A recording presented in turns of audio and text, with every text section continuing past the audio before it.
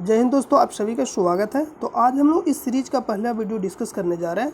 इसमें विभिन्न बिहार के विभिन्न एग्जामों में पूछे गए प्रश्नों को शामिल किया गया और इसके अलावा जो भी स्टेट पीसीएस का एग्ज़ाम हो गया, यानी यूपीएससी हो गया, एमपी पीसीएस हो गया, जीपीएससी हो गया, जो भी हिंदी भाषी जो स्टेट पीसीएस है उन परीक्षाओं में पूछे गए प्रश्नों को शामिल किया गया। मोस्टली ये जो वीडियो है स्पेशल बिहार एग्ज़ाम के लिए, यानी बीपीएससी हो गया, बिहार टीचर हो गया, बिहार दरोगा हो गया, बिहार एसएससी, यानी बिहार के जो भी एग्ज़ाम है उन एग्ज़ाम में पूछे गए प्रश्नों को शामिल किया जाएगा और इसमें शामिल किया गया। आइए तो सीधा वीडियो को डिस्कस करते हैं और इसका पीडीएफ आपको टेलीग्राम चैनल पर प्रोवाइड कर दिया जाएगा। इसका लिंक आपको वीडियो के डिस्क्रिप्शन में मिलेगा, वहाँ से भी जाकर आप ज्वाइन कर सकते हैं या आप टेलीग्राम चैनल पर जाकर सर्च कर सकते हैं स्टडी लिंक पीडीएफ, वहाँ से भी जाकर आप ज्वाइन कर सकते हैं। तो आइए सीधा वीडियो को डिस्कस करते हैं। तो आज का जो पहला प्रश्न है और इस सीरीज का भी पहला प्रश्न है, जो पहला प्रश्न है कि किसी विद्युत तापक यानी हीटर के दोनों अत्यंत टर्मिनलों के बीच विभवांतर 220 वोल्ट है और इसे गुजरने वाली धारा 0.5 एम्पीयर है। यदि दोनों टर्मिनलों के पार के विभवांतर को घटाकर 120 कर दिया जाता है तो हीटर से गुजरने वाली धारा क्या होगी। यानी मेनली ये प्रश्न ये कहा जा रहा है कि अगर विभवांतर यानी जो वोल्ट यानी भी दिया गया है 220 वोल्ट दिया गया और एम्पियर यानी जो आई दिया गया है 0.5 एम्पियर दिया गया, तो आपसे पूछा जा रहा है अगर वोल्टेज को घटाकर 120 कर दिया जाएगा तो यानी उसका जो धारा होगा यानी धारा कितना प्रवाहित होगा, ये प्रश्न आपसे पूछा जा रहा है। तो ये जो प्रश्न बनेगा V बराबर IR, तो यहाँ पर आपको ये देखना है कि संबंध किस में निकालना है। यानी V दिया गया है 220 वोल्ट और I दिया गया है 0.5 एम्पियर, तो यानी V और I में रिलेशन हमको निकालना है। तो V और I में रिलेशन निकालना है तो आपको क्या करना है, R को यहाँ पास कांस्टेंट रखना होगा, क्योंकि आप यहाँ से क्या करेंगे कि R को निकालेंगे यहाँ से और R निकाल कर फिर से आप क्या करेंगे, यानी यहाँ पास V डैश I डैश और यहाँ से R का मान रखिएगा और V रखिएगा तो I निकल जाएगा। या आप कर सकते हैं कि सीधा आप रिलेशन निकाल लीजिए। हम लोग यहाँ पर सीधा रिलेशन निकालेंगे V बराबर IR, तो यहाँ पर आप ये भी कर सकते हैं कि V बटा I बराबर R, यानी R यहाँ पर क्या हो जाएगा, कांस्टेंट हो जाएगा। तो यहाँ पर हम यहाँ क्या करेंगे, इसी तरह से यानी V बटा I आ गया तो इसी तरह से इक्वल हो जाएगा किसके, यानी R कांस्टेंट है, तो जब R कांस्टेंट है तो यानी V डैश भी निकालिएगा और I डैश तो भी कितना रहेगा, R कांस्टेंट रहेगा, यानी R का जो मान इसमें आएगा वही मान इसमें आएगा, तो आपस में दोनों क्या हो जाएगा, बराबर हो जाएगा। अब यहाँ पास दिया गया कि यानी V दिया गया है 220 वोल्ट, I दिया गया है 0.5 एम्पियर, तो यहाँ ऐड कर दीजिएगा और 120 वोल्ट यानी V डैश दे दिया गया और I डैश आपसे पूछा जा रहा है। तो यहाँ पर हम क्या करेंगे, यानी V कितना दिया गया है 220 वोल्ट, I कितना दिया गया 0.5 एम्पियर, यानी इसको हम लिख सकते हैं 1/2 यानी 1/2 और V डैश कितना दिया गया 120 वोल्ट और I डैश निकालना है। तो ये आप कर सकते हैं, या तो आप यहाँ से R का वैल्यू भी निकाल के अलग अलग भी रख सकते हैं। तो यहाँ से देखिएगा तो ये ऊपर चला जाएगा, यानी हो जाएगा 440 बराबर 120 बटा I डैश, इसको गुना करिएगा तो I डैश ऊपर चला जाएगा यानी और 440 नीचे आ जाएगा। तो इसको कट करिएगा तो कितना आ जाएगा, यानी जब इसको छोटा करिएगा तो 4 से भागा दीजिएगा तो ऊपर में 3 आ जाएगा और नीचे 11, यानी इसको जब भागा दीजिएगा तो कितना आएगा 0.27 आएगा, यानी जो ऑप्शन नंबर है सी इसका राइट आंसर हो जाएगा 0.27 एम्पियर। तो नेक्स्ट प्रश्न पे चलते हैं। नेक्स्ट प्रश्न है कि किसी पुष्प और मधुमक्खी के बीच का जो संबंध है पुष्प में किसके लिए या किस में सहायता होगा, यानी पुष्प में किसके लिए सहायता होगा। तो जो मधुमक्खी है यानी पुष्प और मधुमक्खी के बीच का जो संबंध है और पुष्प किसके लिए सहायक होगा, तो ये परागण के लिए सहायक होगा, ऑप्शन नंबर बी। नेक्स्ट प्रश्न पे चलते हैं।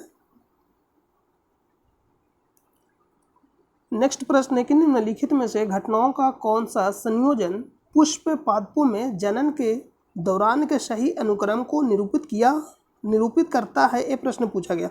और आप जो प्रश्न देख रहे हैं यानी जो आयोग प्रश्न पूछा वो डायरेक्ट यहाँ पर सब देख सकते हैं, जो मेन पेपर यानी ऑफिशियल पेपर से यहाँ स्क्रीनशॉट लेकर लगाया गया, यानी जो एग्जाम में पूछा गया वही प्रश्न यहाँ आपको लगाया, यानी किसी भी तरह से प्रश्न में छेड़छाड़ नहीं किया गया। तो यहाँ पर अगर आप देखिएगा कि पूछा जा रहा है कि निम्नलिखित में से घटनाओं का कौन सा संयोजन पुष्प पादपों में जनन के दौरान के सही अनुक्रम को यानी निरूपित करता है, ये प्रश्न पूछा गया। तो यहाँ पर दिया गया बीजांड फल, और यहाँ पर सब टेक्निक से बना था। बीजांड से क्या बनता है? बीज बनता है। तो अगर आप देखिएगा यहाँ बीजांड से यहाँ लिखा गया फल, तो यानी ऑप्शन नंबर 1 गलत हो जाएगा। यहाँ भी देखिए बीजांड से युग्मनज लिखा गया, युग्मज यानी ए भी गलत हो जाएगा। और यहाँ देखिएगा बीजांड यानी भ्रूण से बीजांड लिखा है, ये भी नहीं होगा। यानी बीजांड से यानी बीज से क्या बनता है? बीजांड से बीज बनता है। तो यहाँ पर दिया गया है डी नंबर, बीजांड से बीज, तो एक करेक्ट आंसर हो जाएगा। अंडा यानी युग्मज से बनता है, यहाँ युग्मज भ्रूण। यानी मेनली ये जो प्रश्न पूछा जा रहा है, जैसे में शुक्राणु अंडाणु का निषेचन यानी होता है, तो क्या बनता है? जाइगोट बनता है, यानी युग्मज बनता है। तो यहाँ पास युग्मज यानी भ्रूण बनता है, एम्ब्रॉय बनता है। उसके बाद देखिएगा बीजांड से बीज बनता है, और अंडाशय से क्या बनता है? फल बनता है। तो ये बिल्कुल करेक्ट आंसर हो जाए ऑप्शन नंबर डी, यानी अंडा युग्मज, युग्मज से भ्रूण बनेगा, बीजांड से क्या बनेगा? बीज बनेगा, और अंडाशय से यानी फल बनेगा। नेक्स्ट प्रश्न पर चलते हैं। ये नेक्स्ट प्रश्न है यानी उसी से रिलेटेड प्रश्न। यहाँ पर पूछा जा रहा है कि आवृत बीजियों में लैंगिक जनन के लिए यानी लैंगिक जनन के दौरान या लिए निम्नलिखित में से कौन सा सही अनुक्रम है? तो अभी मैं आपको बताया कि यानी शुक्राणु और अंडाणु का क्या होता है? निषेचन, यानी तो बनता है जाइगोट। तो यहाँ पर देखिएगा वही अंड यानी शुक्राणु और अंडाणु, यहाँ से क्या बनेगा? जाइगोट बनेगा, जाइगोट से एम्ब्रॉय यानी भ्रूण बनेगा, और भ्रूण से क्या बनेगा? बीज बनेगा। और बीज किससे बनता है? बीजांड से। और फल पूछेगा तो अंडाशय से बनता है। तो यहाँ पर इसका राइट आंसर का जो ऑप्शन नंबर ए। नेक्स्ट प्रश्न पर चलते हैं। नेक्स्ट जो प्रश्न है कि किसी द्रव को एक निश्चित तापमान तक गर्म किया जाता है, यानी कोई द्रव है उसको एक निश्चित तापमान तक गर्म किया जाता है, निम्नलिखित में से कौन सी स्थिति द्रव के उबलने के संगत होगी? तो द्रव कब उबलेगा? यानी वायुमंडलीय दाब और जो वाष्प दाब है वो क्या हो जाएगा? इक्वल हो जाएगा। यानी जब वायुमंडलीय दाब वाष्प दाब के बराबर हो जाता है तो क्या होगा? द्रव के उबलने से संगत होगा। यानी यहाँ पर पूछा जा रहा है जो जैसे वायुमंडलीय दाब बराबर होगा तो यहाँ पर स्थिति द्रव को उबलने के संगत हो जाएगा। यानी ऑप्शन नंबर ए इसका राइट आंसर हो जाएगा, जब वायुमंडलीय दाब वाष्प दाब के बराबर हो जाता है। और देखिए ऑप्शन बी में दिया गया जब वायुमंडलीय दाब वाष्प दाब से कम हो जाता है, तो ये तो होगा नहीं। जब वायुमंडलीय दाब वाष्प दाब से उच्च हो जाता है तो ये भी नहीं होगा। और डी में दिया कि जब वाष्प दाब वायु दाब के बराबर हो जाता है, ये प्रश्न यहाँ पास दिया। यानी डी में जो दिया गया जब वाष्प दाब वायु दाब के बराबर, नहीं वायुमंडलीय दाब के बराबर, यहाँ पर ए नंबर इसका राइट आंसर हो जाएगा। नेक्स्ट प्रश्न पे चलते हैं। नेक्स्ट जो प्रश्न है कि स्वर्णकार दोबारा सोने और चांदी की वस्तुओं को साफ करने के लिए निम्नलिखित में से किस अम्ल का उपयोग किया जाता है? आप जो प्रश्न देखोगे एक्वा रेजिया, तो यहाँ पर ऑप्शन में एक्वा रेजिया दिया नहीं गया। तो एक्वा रेजिया से स्वर्ण को यानी सोना को साफ किया जाता है। तो एक्वा रेजिया में जो मिश्रण होता है यानी नाइट्रिक अम्ल और हाइड्रोक्लोरिक अम्ल का मिश्रण होता है, यानी HNO3 और HCl का मिश्रण होता है। यानी नाइट्रिक अम्ल का 1 भाग और HCl यानी हाइड्रोक्लोरिक अम्ल का 3 भाग, यानी 1:3 में, यानी नाइट्रिक अम्ल और हाइड्रोक्लोरिक अम्ल यानी HNO3 का 1 भाग और HCl का 3 भाग। आपसे प्रश्न पूछेगा नाइट्रिक अम्ल का 1 भाग और हाइड्रोक्लोरिक अम्ल का 3 भाग। और आप ध्यान दीजिएगा कभी क्या करता है मतलब पलट देगा, जैसे पहले हाइड्रोक्लोरिक अम्ल रहेगा तो पहले 3 आएगा और पहले नाइट्रिक अम्ल रहेगा तो 2 आएगा, यानी 1:3 में मिलाएंगे। तो आप पूरा यानी कंप्लीट बोलिएगा कि नाइट्रिक अम्ल का 1 भाग और हाइड्रोक्लोरिक अम्ल का 3 भाग जब आपस में मिलाएंगे तो क्या बनेगा? Aqua regia. इसी से सोना साफ होता है। लेकिन यहाँ पर ऑप्शन में दिया नहीं गया, तो दोनों में से किसी अगर एक को चुनना हो तो आंसर क्या होगा? बी नंबर नाइट्रिक अम्ल। तो ऑप्शन नंबर बी इसका राइट आंसर हो जाएगा। सेकंड पे क्या हो जाएगा? हाइड्रोक्लोरिक अम्ल। नेक्स्ट जो प्रश्न है कि सुश्री रानी अपने AC जनरेटर को DC जनरेटर में बदलने का निर्णय लेती है, यानी मेनली ये प्रश्न पूछा जा रहा है कि AC को DC में कैसे चेंज किया जाता है, तो उसे निम्नलिखित में से किसका उपयोग करने की आवश्यकता होगी? तो यानी किसका उपयोग किया जाएगा? तो यहाँ पर देखिए ऑप्शन ए में जो दिया गया एक विभक्त वलय प्रकार का क्रम विनियमक, ऑप्शन ए में दिया। बी में जो दिया सर्पी वलय और ब्रश, और जो सी में दिया एक परवल चुंबकीय क्षेत्र, और जो डी में दिया एक आयताकार तार लूप। तो यहाँ पर जो ए में दिया गया कि एक विभक्त वलय प्रकार का क्रम विनियमक यानी स्पिल्ट रिंग टाइप यानी मेनली होता है कम्यूटेटर। तो ए नंबर इसका राइट आंसर हो जाएगा। नेक्स्ट प्रश्न पे चलते हैं, यानी कम्यूटेटर से इसको हम लोग AC से DC में चेंज कर सकते हैं। नेक्स्ट प्रश्न पे चलते हैं। नेक्स्ट प्रश्न की भक्ति आंदोलन के बारे में निम्नलिखित कथनों में से कौन सा सही नहीं है, ये प्रश्न पूछा जा रहा। तो भक्ति आंदोलन उन परंपराओं से दूर रहा जो विविधता को बढ़ावा देते थे। बी में दिया गया कि उत्तर भारत में भक्ति आंदोलन के केंद्र में राम और कृष्ण की उपासना थी। तो ये बी नंबर सही है। सी जो कह रहा है कि भक्ति आंदोलन ईश्वर की भक्ति पर आधारित था, चाहे वह सगुण हो या निर्गुण हो, ये भी सही है।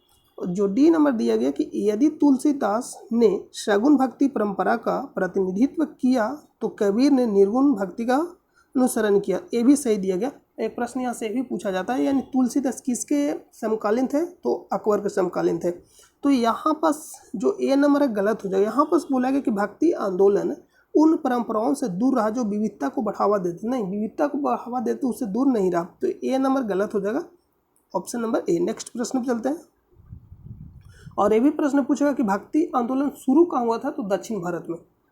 नेक्स्ट जो प्रश्न है, निम्नलिखित में से वह कौन सी एक रीति नहीं है जिसमें प्राचीन भारत में राजा उच्च स्थान प्राप्त करने के लिए प्रयास करते थे, यानी वह कौन सा नीति नहीं है, प्रश्न पूछा जा रहा है कि वह कौन सा रीति नहीं है जिसमें प्राचीन भारत में राजा उच्च स्थान प्राप्त करने के लिए प्रयास करते थे। तो राजा उच्च स्थान प्राप्त करने के लिए क्या क्या करते थे, यानी उपाधियां धारण करते थे, प्रदेशों को विजय करते थे, और उच्च कर लगाना तो इससे रिलेटेड होगा। यहाँ पर दे उच्च कर लगाना, तो उच्च कर लगाना यानी उपाधियों से रिलेटेड नहीं था, यानी प्राचीन भारत में राजा उच्च स्थान प्राप्त करने के लिए उच्च कर नहीं लगाते थे। तो यहाँ पर यानी सी नंबर गलत हो जाएगा।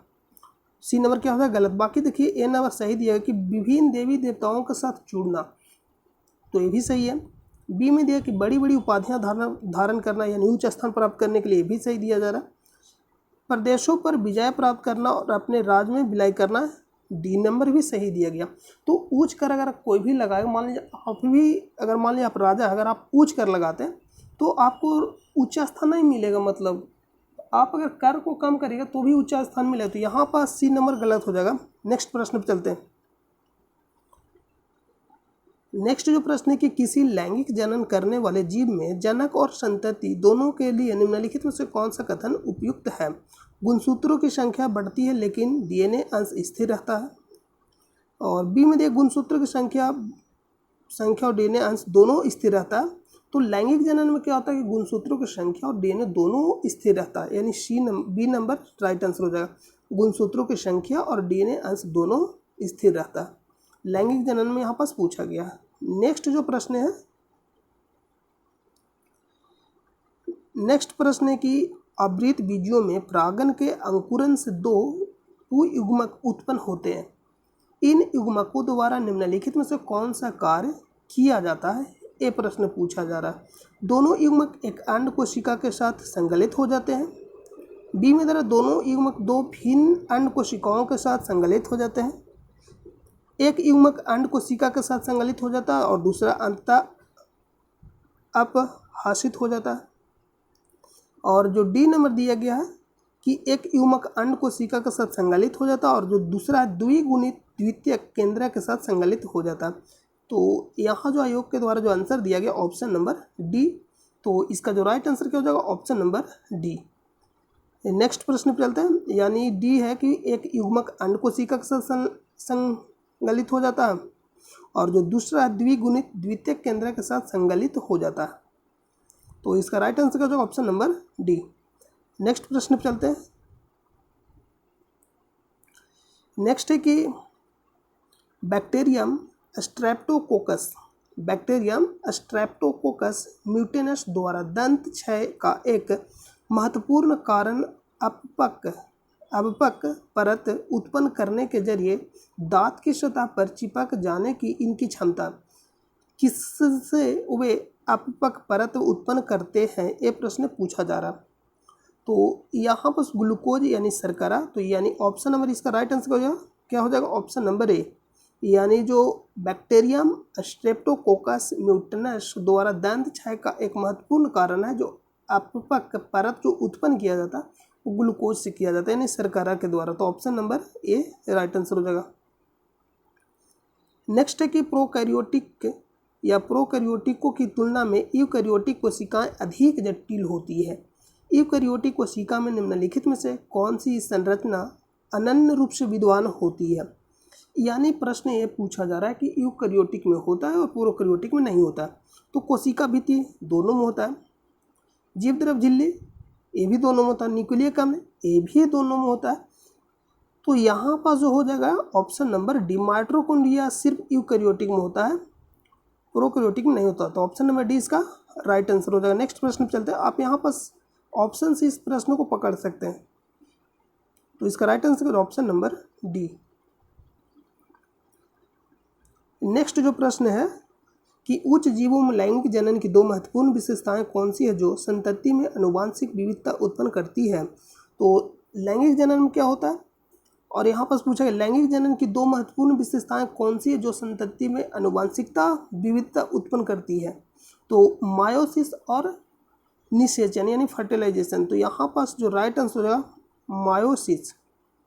मायोसिस कहने का मतलब अर्धसूत्री और निषेचन। तो ऑप्शन नंबर इसका बी राइट आंसर। नेक्स्ट प्रश्न चलते हैं। नेक्स्ट है निम्नलिखित अभिक्रिया पर विचार कीजिए। तो विचार करना है, इसका मतलब होता है यानी ताप दिया जा रहा है, हीट, यानी इसको तोड़कर क्या Hg और O2 में बदला गया। तो बोल रहा है उपयुक्त अभिक्रिया में Hg और O2 की क्रमिक अवस्था है।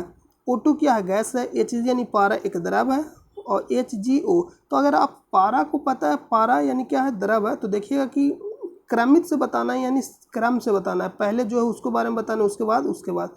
तो दूसरा नंबर पे यहाँ पारा है, तो पारा के एक प्रकार का द्रव। तो ऑप्शन नंबर डी। O2 यानी गैस है और HgO यह ठोस है। तो ऑप्शन नंबर डी इसका राइट आंसर हो जाएगा। नेक्स्ट प्रश्न में चलते हैं।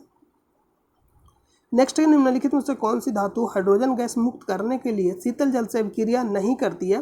तो कौन कौन सा अभिक्रिया नहीं करता, जैसे एल्युमिनियम हो जाएगा, लोहा हो जाएगा, जिंक हो जाएगा, ये सब शीतल जल से विक्रिया नहीं करती, यानी या तो शीतल जल हो जाएगा या गर्म जल, तीनों से विक्रिया नहीं करती। तो करेगा किससे? तो भाप से विक्रिया करके हाइड्रोजन गैस देगा। तो यहाँ पर पूछा शीतल जल से विक्रिया करके नहीं, यानी अभिक्रिया नहीं करती है, यानी कौन सी धातु हाइड्रोजन गैस मुक्त करने के लिए शीतल जल से विक्रिया नहीं करती है? यानी हाइड्रोजन गैस तो मुक्त करता है लेकिन शीतल जल से नहीं करके, यानी किसी और से करके मुक्त करता है। तो जो एल्युमिनियम है, लोहा है, जिंक है, ये नहीं तो शीतल जल यानी ठंडा जल, नहीं तो गर्म जल से विक्रिया करता है। तो करेगा किससे? भाप से विक्रिया करेगा। और भाप से विक्रिया करके क्या बनाएगा? तो यहाँ पर धातु के ऑक्साइड और हाइड्रोजन गैस। तो यहाँ पर जो right answer option number D. बाकी पोटेशियम भी करेगा, कैल्शियम और सोडियम भी करेगा, क्योंकि ये सब क्या है, अधिक अभिक्रियाशील है। नेक्स्ट प्रश्न चलते हैं। नेक्स्ट है कि निम्नलिखित में से किस प्रक्रिया में रासायनिक अभिक्रिया शामिल है? तो रासायनिक अभिक्रिया किस में शामिल है, ये प्रश्न पूछा जा रहा है। तो रासायनिक अभिक्रिया निम्नलिखित में से किस प्रक्रिया में रासायनिक अभिक्रिया शामिल है? पेट्रोल का वाष्पन तो होगा नहीं, जल में लवण का विलयन ये भी नहीं होगा, किसी गैस सिलेंडर में दबाव के अंतर्गत ऑक्सीजन का भंडारण करना ये भी नहीं होगा, वायु में मैग्नीशियम रिबन का दहन। देखिए जो भी मतलब जलेगा या कुछ भी होगा तो क्या होगा? रासायनिक अभिक्रिया, यानी ऑप्शन नंबर डी इसका राइट। रासायनिक अभिक्रिया पूछा, वायु में मैग्नीशियम रिबन का दहन एक क्या है, एक प्रकार का रासायनिक अभिक्रिया, क्योंकि Mg वायु में मैग्नीशियम रिबन, यानी Mg को अगर आप जलाइएगा प्लस O2 से तो क्या बनाएगा? Magnesium oxide. तो यहाँ पास डी नंबर राइट आंसर हो जाएगा, MgO बनाएगा, यानी मैग्नीशियम ऑक्साइड। नेक्स्ट प्रश्न चलते हैं।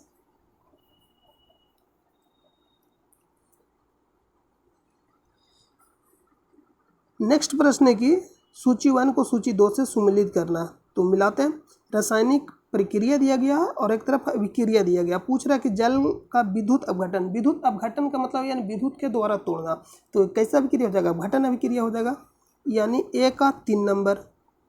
कोयले का दहन, कोयले का दहन कैसे हो जाएगा? संयुक्त अभिक्रिया, क्योंकि कार्बन जब जलेगा ऑक्सीजन से संयुक्त करके, मतलब कार्बन यानी कोयले का दहन एक ऐसा अभिक्रिया, संयुक्त अभिक्रिया यानी संयोजन अभिक्रिया। कॉपर सल्फेट विलयन में निमज्जित लोहे का कील। तो जब कॉपर सल्फेट विलयन में निमज्जित लोहे का कील यानी लोहे का कील डालिएगा तो लोहा क्या करेगा, कॉपर को विस्थापित कर देगा और खुद क्या बना लेगा, FeSO4। तो यानी विस्थापन अभिक्रिया हो जाएगा। तो यहाँ पर द्विविस्थापन अभिक्रिया दिया गया, तो लेकिन ये क्या, सिंगल विस्थापन अभिक्रिया। तो विस्थापन बोलिए या सिंगल विस्थापन अभिक्रिया, यानी C का 4। एल्युमिनियम सल्फेट विलयन में बेरियम क्लोराइड विलयन मिलाना। तो एल्युमिनियम सल्फेट में जैसे बेरियम क्लोराइड को मिलाएंगे द्विविस्थापन अभिक्रिया होगा, क्योंकि जो एल्युमिनियम सल्फेट है वो बना लेगा, यानी सल्फेट हटकर, यानी सल्फेट यहाँ से, यानी एल्युमिनियम मिलकर बनाए एल्युमिनियम क्लोराइड और बेरियम सल्फेट, यानी एल्युमिनियम सल्फेट का अभिक्रिया बेरियम क्लोराइड से कराएगा तो एल्युमिनियम बना लेगा एल्युमिनियम क्लोराइड और बेरियम सल्फेट, यानी डबल विस्थापन अभिक्रिया होगा।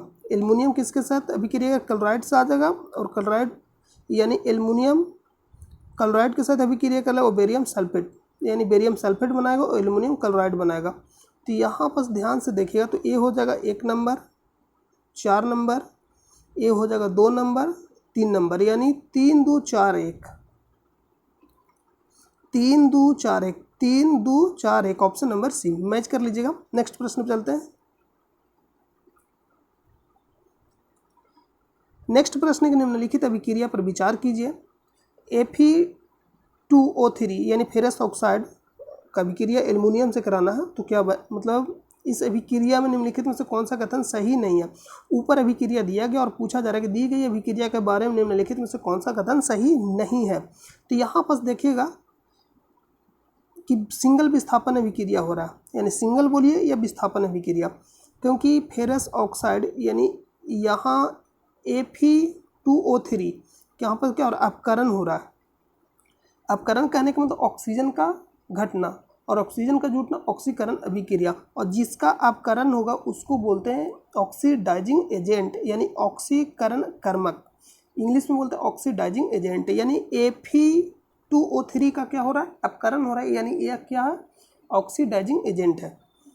तो यहाँ पर दिया गया क्या, विस्थापन अभिक्रिया का उदाहरण है, बिल्कुल सही है। यह उच्च ऊष्माशोषी अभिक्रिया, यह जितना भी यानी विस्थापन अभिक्रिया होता है अधिकतर क्या होता है, ऊष्माक्षेपी अभिक्रिया होता है, यानी मैक्सिमम क्या होता है, ऊष्माक्षेपी अभिक्रिया। यहाँ पर दिया ऊष्माशोषी, तो ये गलत हो जाएगा, यानी एक्सोथर्मिक रिएक्शन होता है, तो बी नंबर गलत हो जाएगा। पूछ रहा है कि नेक्स्ट है ऑप्शन की Fe2O3 यानी फेरस ऑक्साइड ऑक्सीकरण कर्मक है, यानी ऑक्सीडाइजिंग एजेंट के रूप में कार्य करता है, बिल्कुल सही है। यह अभिक्रिया रेल पटरियों को जोड़ने के लिए प्रयोग होता है, ये भी सही है, यानी इसका बी नंबर गलत हो जाएगा। नेक्स्ट प्रश्न चलते हैं। नेक्स्ट के स्थलीय पारिस्थितिकी तंत्र में हमारे पौधे अपने पत्तियों पर पड़ने वाले सूर्य के प्रकाश को अवशोषित करते हैं और इसे खाद्य ऊर्जा में परिवर्तित करते हैं। प्रकाश संश्लेषण की प्रक्रिया के लिए सभी हरे पौधे द्वारा अवशोषित सौर विकिरण का प्रतिशत लगभग कितना है, यानी सौर विकिरण का कितना % ऑब्जर्व करता है प्रकाश संश्लेषण के लिए, ये प्रश्न पूछा जा रहा है। तो आंसर क्या हो जाएगा, 1% यूज करता है। नेक्स्ट प्रश्न चलते हैं। नेक्स्ट है कि बकमिस्टर फ्लोरीन जो फुटबॉल की तरह दिखती है किसका अप्रूफ है, तो किसका अप्रूफ है, C6 होता है, यानी कार्बन का अप्रूफ है। यहाँ पर फास्फोरस और सल्फर मत मार दीजिएगा, फ्लोरीन यहाँ पर लगा हुआ। बकमिस्टर फ्लोरीन किसका अप्रूफ है, कार्बन का। कार्बन का अप्रूफ हो जाएगा ग्रेफाइट हो जाएगा और हीरा हो जाएगा, और यहाँ पर फ्लोरीन हो जाएगा। नेक्स्ट प्रश्न चलते हैं। नेक्स्ट निम्नलिखित में से किस मिश्र धातु में इसके घटक के रूप में अधातु है, पूछा जा रहा है। धातु पीतल, तो कॉपर जिंक इसमें धातु है। कांसा यानी ब्रॉन्ज, कॉपर, टीन। अम्लगम कहने का मतलब है कि पारा अनिवार्य रूप से होगा, पारा प्लस अन्य तत्व, यानी पारा पूछेगा प्रश्न की लगम में अनिवार्य रूप से कौन सा तत्व होता है, यानी तो पारा, या धातु पूछेगा तो पारा अनिवार्य रूप से होता है। इस्पात बोले तो Fe, और कार्बन इसमें भी रहता है, कार्बन प्लस अन्य तत्व भी रहता है। तो कार्बन एक अधातु है। तो पूछा जा रहा है कि किस घटक के रूप में एक अधातु है, किस मिश्र धातु में इसके घटक के रूप में एक अधातु है, तो ऑप्शन नंबर डी। नेक्स्ट प्रश्न चलते हैं। नेक्स्ट है कि गलवनीकरण लोहे पर किसकी पतली परत विलेपित करके उसे जंग लगने से बचाने की विधि है, तो किसकी, जिंक के, ऑप्शन नंबर सी। नेक्स्ट है कि सीता 1.5 मीटर लंबी है और अपना पूर्व पूर्व ने लिखा है, अपना पूर्ण प्रतिबिंब देखने के लिए दीवार पर लगे समतल दर्पण के सामने खड़ी है। समतल दर्पण की न्यूनतम ऊंचाई क्या होनी चाहिए ताकि सीता अपना पूरा प्रतिबिंब देख सके? तो यानी जितना भी आपका लंबाई है उससे शीशा का यानी दर्पण का लंबाई आधा होना चाहिए, तो आप अपना पूरा प्रतिबिंब देख सकेंगे। तो इसका राइट आंसर क्या है? यहाँ पास 1.5 मीटर लंबी है, तो इसका आप आधा करिएगा तो 0.75 आएगा, ऑप्शन नंबर सी। नेक्स्ट प्रश्न चलते हैं। किसी विद्युत तापक के, देखिए प्रश्न रिपीट हो गया। नेक्स्ट है कि तड़ित झंझा सुनाई देने से पहले तड़ित कौंध दिखाई पड़ता है या पड़ती है? इससे यह सत्यापित होता है कि, इसका कहने का मतलब कि जो लाइट है वो ध्वनि से तेज चलता है, इसलिए तो लाइट पहले दिखाई देता है और आवाज़ बाद में सुनाई देता है। तो इसका राइट आंसर क्या होगा? प्रकाश की तुलना में ध्वनि अधिक तीव्र गति से चलती है। नहीं, गलत हो जाएगा। ध्वनि की तुलना में प्रकाश अधिक तीव्र गति से चलती है, तो ये सही हो जाएगा, क्योंकि जो प्रकाश 3×10⁸ मीटर पर सेकेंड के चाल से चलता है, जबकि ध्वनि क्या है 332 मीटर पर सेकेंड, कहीं कहीं 331 भी मिलेगा। तो इसका राइट आंसर क्या, ऑप्शन नंबर बी।